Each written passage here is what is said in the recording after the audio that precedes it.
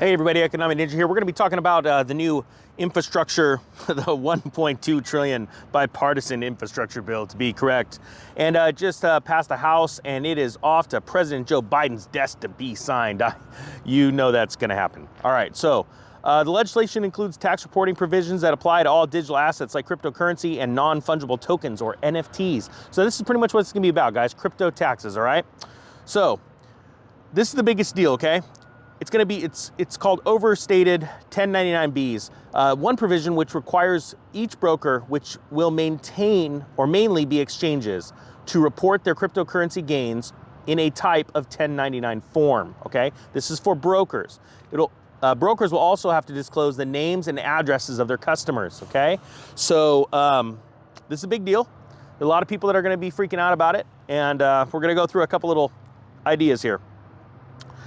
Or thoughts, whatever. Remember, guys, this isn't financial advice, this isn't trading advice. I'm just a dude with a bro hawk. It's a little out of whack right now, and a dream. Wow, I look like Bam Bam right now from the Bam Bam. If you guys don't know who that is, it's because you're too young. That's it. That's all. So brokers are going to have to report. A broker or an exchange must send a form 1099B both to the IRS and their customer, okay? That means it's rock solid. They know, the IRS knows, hey, you bought and sold some crypto. The customer uses the information on the 1099B to calculate their preliminary gains and losses, which are reported on their own tax return. All right, now this is what's interesting right here. Think about if you have a Coinbase wallet, right? I can't get past that hair. It's awesome. Bam, bam. If you have a Coinbase account, right? And you'd bought some crypto a long time ago on it. Let's say you bought one Bitcoin. You were a stud. You paid $500 or $100 for a Bitcoin, and you sent it off to your Trezor, right? Now, Coinbase has a record of you buying that one Bitcoin. This is what it says here. If an investor were to send $100,000 worth of Bitcoin from their self-custody wallet, think about Trezor. If you guys know what Trezor is, I'll go ahead and link a link below. It's how I keep my stuff. I use Ledger too, but I really like the use of the Trezor because of the functionality of it, the touch screen, and I like all that other stuff. So I really like Trezor. You know what? Hey, wait, hold on. Funny story the other day. A buddy of mine put an ERC20 token into his Ledger, and he's freaking out because it disappeared. And because he hadn't gone through the steps of how to, add the decimals, contract amounts, and all that kind of stuff. Whereas the exact same, I'm like, well, let me see how it works on my new Trezor and the larger Trezor with the touchscreen, and we put it in, and it automatically identified the crypto. It had already done that work for me. So that's another reason why I just like Trezor. All right, sorry. I digress. I apologize. So it says here, if an investor were to send $100,000 worth of Bitcoin from their self-custody wallet to their Coinbase wallet and sell the funds, Coinbase would be required to issue a 1099 saying that the investor sold $100,000 worth of Bitcoin. But Coinbase will not know how much the investor initially paid for the Bitcoin because it did not happen on the exchange. This is gonna get a lot of people screwed up here, I'm gonna tell you what. And that's why it's very important to keep track of where you initially bought your crypto from and how you off-ramp it, okay?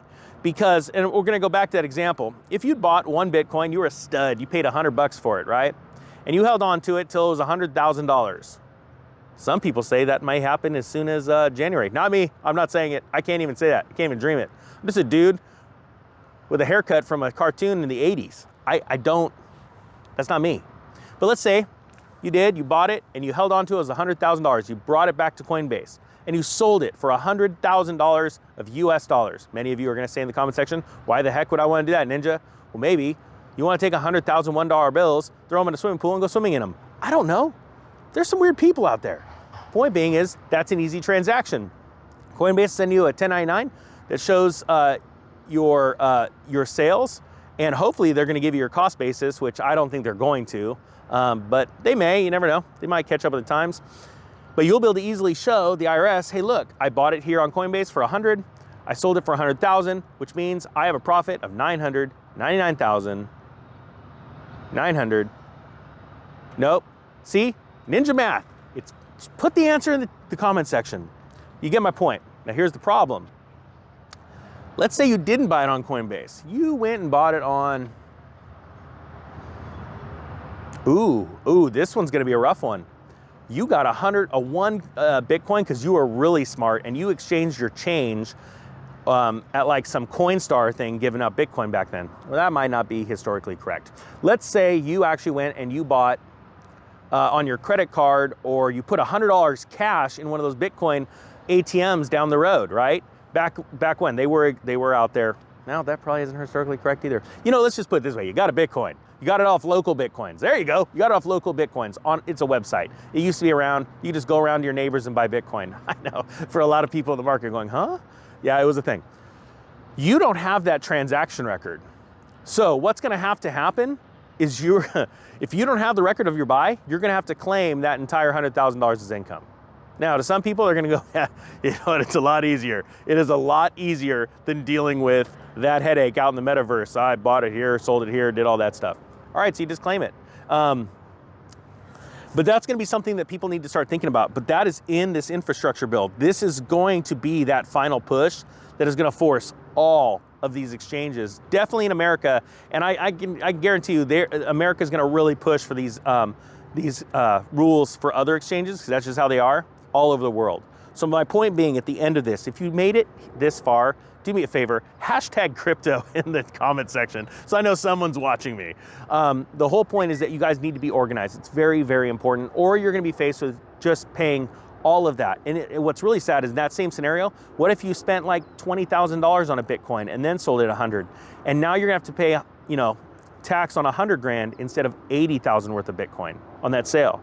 So just be thinking about that. I want to make sure that everybody's organized. Also, if you don't have a self-custody wallet and you want to check out the link below.